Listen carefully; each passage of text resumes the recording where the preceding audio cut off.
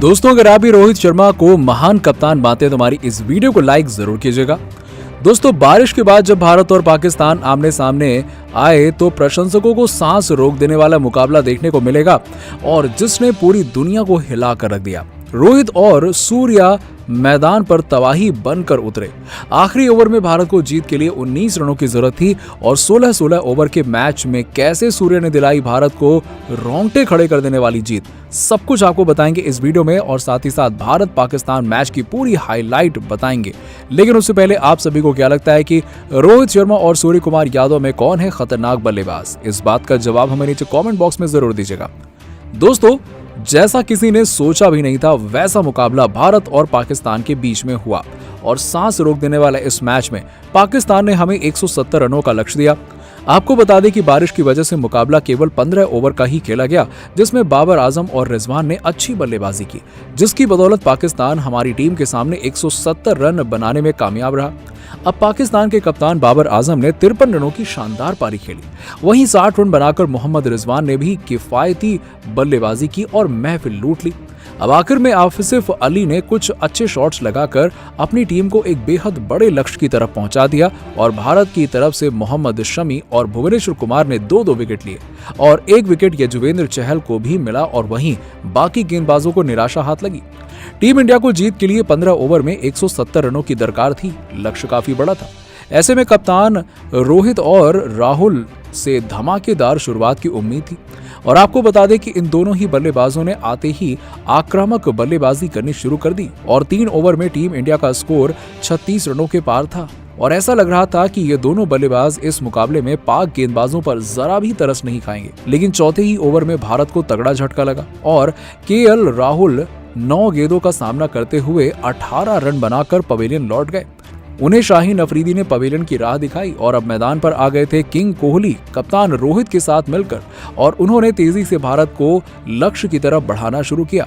दोस्तों, स्पिनरों के आगे दोनों ही बल्लेबाज जूझते हुए नजर आए और शादाब खान ने विराट कोहली को बांधे रखा, लेकिन तूफान को कोई कब तक रोक सकता है। कोहली ने शादाब खान के तीसरे ओवर में 2 छक्के और 1 चौके लगाते हुए बता दिया कि आखिरकार वो किंग कोहली हैं। आखिरकार भारत 10 ओवर में 100 रन के आंकड़े तक पहुंच गया, लेकिन फिर अच्छी बल्लेबाजी कर रहे विराट कोहली कैच आउट हो गए।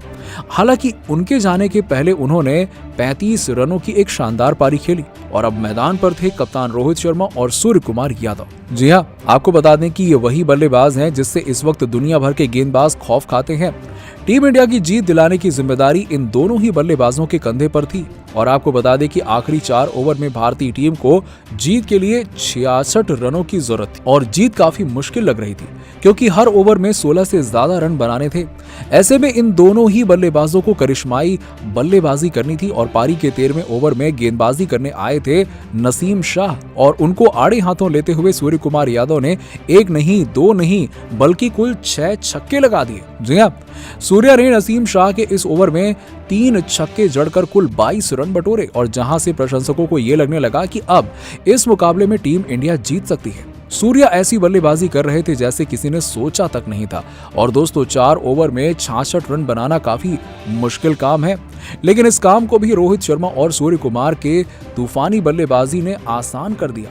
जी हाँ, आपको बता दें कि 14वें ओवर में अब बारी थी रोहित शर्मा को गेंदबाजी करने की और रोहित शर्मा को गेंदबाजी करने आए थे पाकिस्तान के सर्वश्रेष्ठ तेज गेंदबाज शाहीन अफरीदी। और फिर क्या था, रोहित ने इस ओवर में अपनी क्लास दिखाई और अफरीदी ने कप्तान रोहित को बाउंसर डाली और यहाँ पर उन्होंने कर दी बड़ी गलती क्योंकि रोहित को बाउंसर डालना किसी भी गेंदबाज को काफी महंगा पड़ सकता है। अफरीदी की उस गेंद को रोहित ने सीधे स्टेडियम के पार भेज दिया और जिसे देखकर किंग कोहली की भी आंखें फटी की फटी रह गईं। शाहीन अफरीदी के इस ओवर में 2 चौके और 1 छक्का लगाते हुए रोहित शर्मा ने कुल 18 रन बना डाले और भारतीय टीम तेजी से लक्ष्य की तरफ अग्रसर हो गई थी। 2 ओवर में ही इन दोनों बल्लेबाजों ने 40 रन बना दिए थे और अब आखिरी ओवर में भारत को जीत के लिए 25 रनों की दरकार थी। लेकिन पारी के 15वें ओवर में गेंदबाजी करने आए नसीम शाह ने केवल 6 रन ही दिए। जी हाँ, आपको बता दें कि इस ओवर में दोनों बल्लेबाज कुछ खास नहीं कर पाए और भारत को आखिरी ओवर में जीत के लिए 19 रन बनाने थे।